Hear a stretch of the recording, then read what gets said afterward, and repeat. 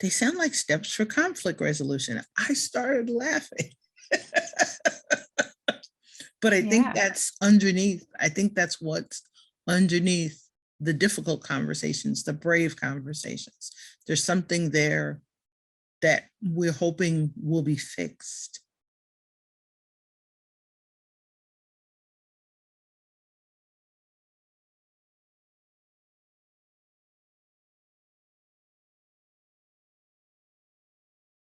I am a baby boomer, or whatever they're trying to rename our generation, and we were the carrot and the stick generation.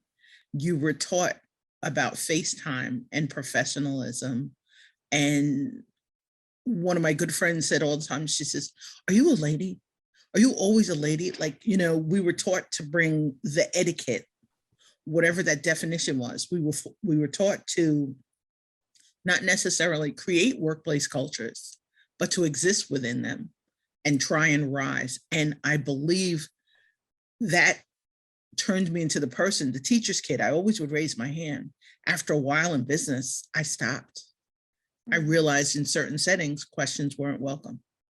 Innovation wasn't welcome. Is it the right time for them? So having a sense of kind of divine timing, is it the right timing? Do you have the right amount of privacy? Do you have the right amount of support?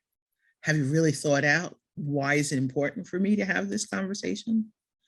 And to really ask the other person about the how, because they might not be ready for it. In the beginning, changing industries. So I went to school for accounting, and that first job convinced me I really didn't want to be a bean counter. I was a finance major with an accounting degree, accounting minor. And that first job was for a dream company, and it was so uncomfortable. And then I ended up in the garment industry. And I think the bouncing around career-wise really helped build some flexibility. But boy, being in different industries, one for 4 years, one education for 4 years, in garment industry for 11 years, in promotional products for 30 years, that really changes and builds kind of your backbone or your reaction to it. I think the different industries, but I think it's also kind of cool to kind of reach for, you acquire more confidence because you're like, oh, I've got a lot of experience. Or a retail store in the buying office. Okay. Then I'd work for the textile person. Then I'd work for the importer. Then I'd work for the fabric person. That diversity sometimes can really strengthen your core and lead to good opportunities. I think one of the misconceptions is that conversations are always a collaboration. There's not necessarily a willing participant on the other side. And, it's part of the gauging. Is it the right time for the person? Are they willing to have the conversation? Do they have space for the conversation? Do they care enough to participate? They're not easy. My confidence now is getting stronger after the ability to learn also to negotiate. We're in hard conversations with people about funding, negotiating with a client. You're on a team, a committee, you're on a board. You need to ask information in order to make a vote. I think my confidence is at the level that it once was at 18, at graduating high school, where you're ready to take that step. It's taken a long time to get back there. I didn't have a personal definition of leadership because it had been a really long time since I had a chance to work with an inspiring woman leader. And we need to see ourselves as those leaders before you have a working definition. So mine's changed over time. I think remembering my mom as a teacher was watching her as a leader in front of the school, or my first boss in the garment industry, watching her leadership style.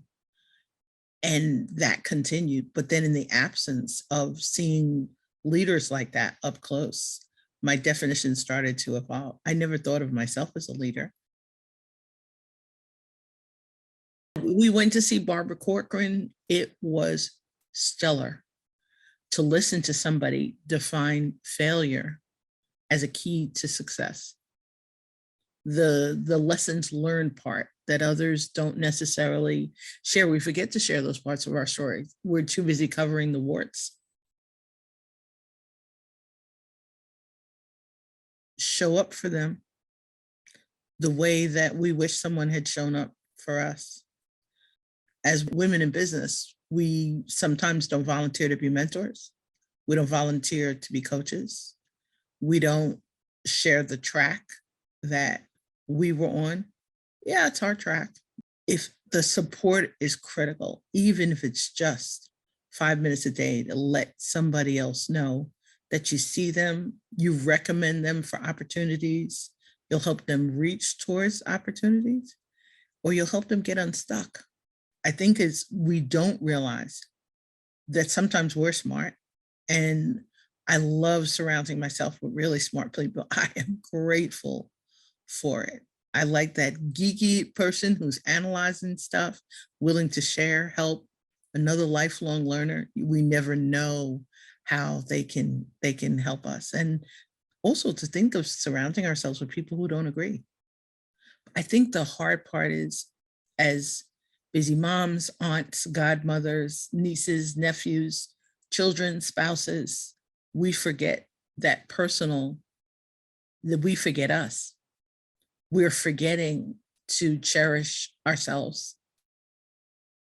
Education, self-care, business, life, in every ways. It's the only way to grow and sustain is kind of to feed our spirits. We don't fill that wellspring, we don't fill that cup. There's nothing left to give, whether it's a job, a relationship, a project, a business partnership.